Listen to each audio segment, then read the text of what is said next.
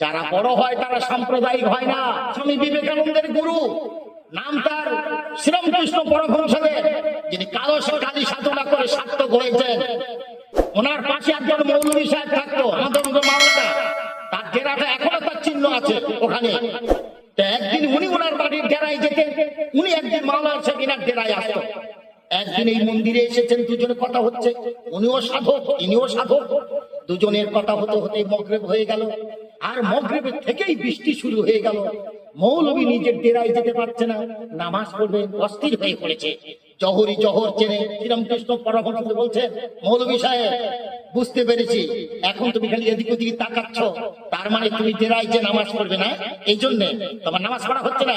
আচ্ছা বলো তো, আমার এই কুজোর পানি যদি অজু করে আরে মন্দিরের পাশে যদি তুমি নামাজ পড়ো নিরালা জায়গায়, বলো তো কত তোমার আল্লাহকে কত সুন্দর ভাবে ডাকা হবে? বলে হ্যাঁ তা হবে।